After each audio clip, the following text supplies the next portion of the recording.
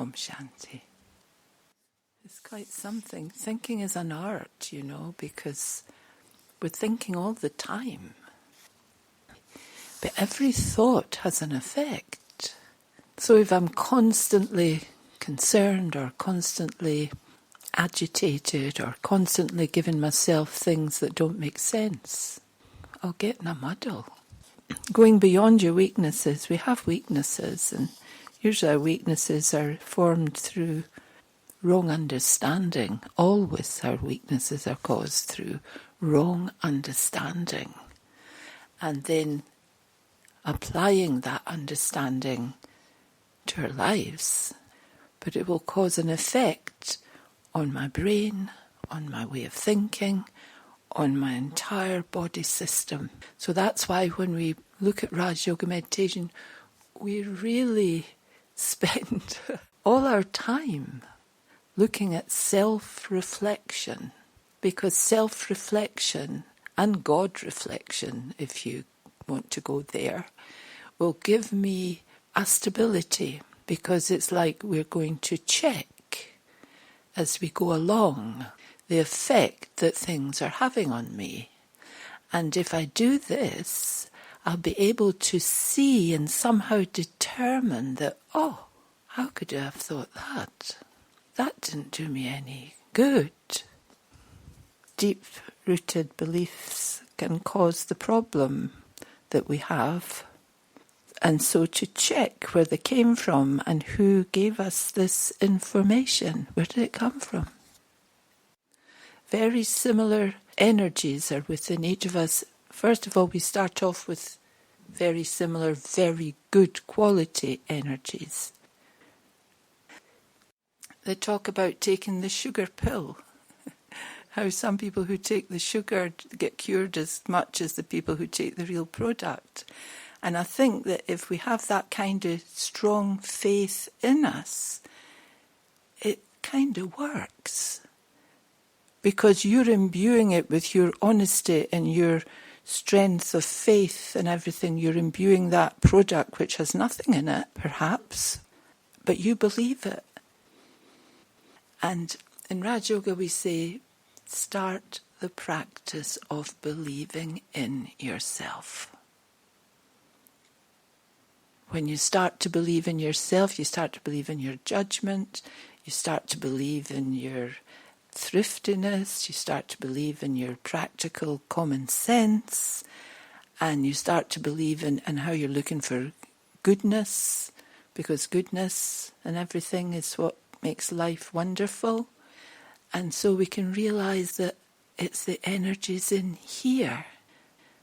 Take the medicine, take the lotion if you need the lotion, but put yourself in a position of knowing exactly what it is you're doing and what it could help with, and not be too disappointed if it doesn't. Because there's a lot of energy patterns that cause things that happen to us. And so the only thing I can really hold on to is, who am I? How do I think? How am I doing? Look at your diet. And not so much that you're going on a diet, but what is it you're putting into here? Because as is the food, they say, so is the mind. Because your food has a big effect on your mind. But it also has a big effect on your brain, on your heart, on your arteries, on your blood pressure, on the whole body system. Is affected by what you eat. If we have faith in the way we think, then complications that arise through attitudes and relationships and things that come up in life, I'll have more and more faith that it's okay. I might not be Superman and be able to deal with it like this or that, but I'll be able to be balanced and have that faith that all the good ingredients that I'm putting into my attitude will have a beneficial effect. Because if you look at the makeup of your way of thinking. You definitely have to have a lot of good qualities in there. It's for sure. We can't be sitting here, any of us, just laden with weaknesses. We can, however, be focusing on one or two little weaknesses. So one thing I've noticed is that a characteristic of most of us, you can have so many wonderful qualities, be doing things that are good, helpful, useful, powerful, cheerful. You keep cheerful, your attitude's good, your support system for yourself and others is good. And then one tiny, tiny little complication comes along. Tiny, it's not really very much. But all our attention goes on it, on the complication. We kind of lose our faith at that moment as we start to figure out, what have I done wrong? What did I forget to do? So I'm filling myself with weakness as I'm looking at this complication. And I won't let go of the complication till it goes away, and it won't go away. It hangs about, and then I forget to look at all the good bits, all the strengths, all the good, helpful feelings that I have, the kindly feelings inside me. I forget that.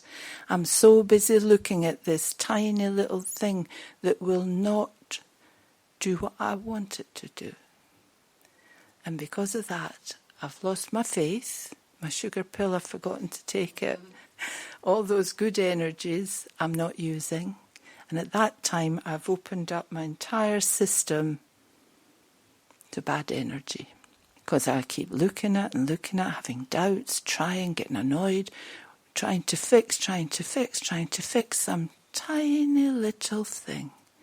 And I forget the big picture. And the big picture is for all the strength, all the resilience, all the faith, all the friendliness, all the lightheartedness. The big picture is full of all the good energies. The way of life, the challenges are that constantly these little niggles will come in front. And we've got so used to them. And we think that dealing with them in this way is the way to find that solution. See the worry.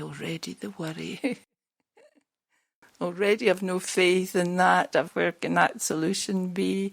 And I can spend so much time trying to find the solution. We feel not very good and we feel exhausted, and take ages to pick myself back up again because I've let go of all the good beliefs and all the self-beliefs in who I am and what I'm capable of and what's inside me. And I've started to look at some little negative thing that's come out of the blue that I cannot figure out. And that takes all my attention.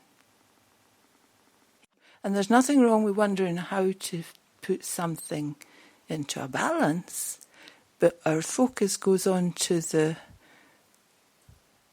person that's causing a problem rather than the people all around who are absolutely doing everything to keep harmony and unity and helpful and useful and friendly and bright and kindly.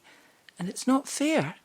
If when we look at it like that, we can look at ourselves and think, this is not fair. I was all my attention always on this. And what about all of that?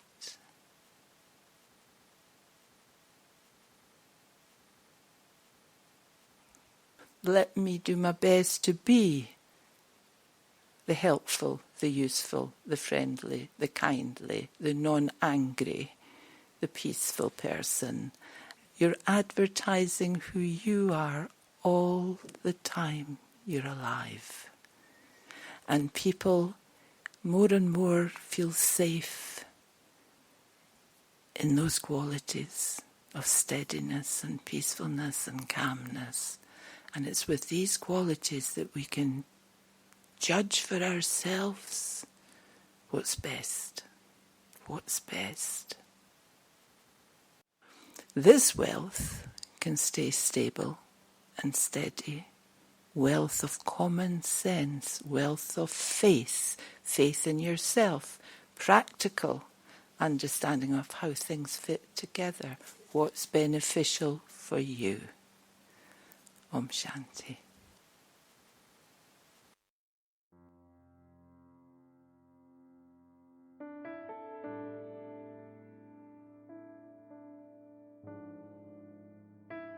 The true self.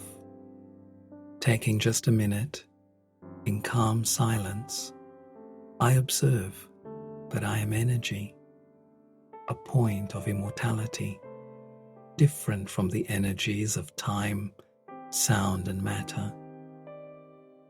I begin to realize that I am an actor within this costume, my body, playing my part on the stage of life.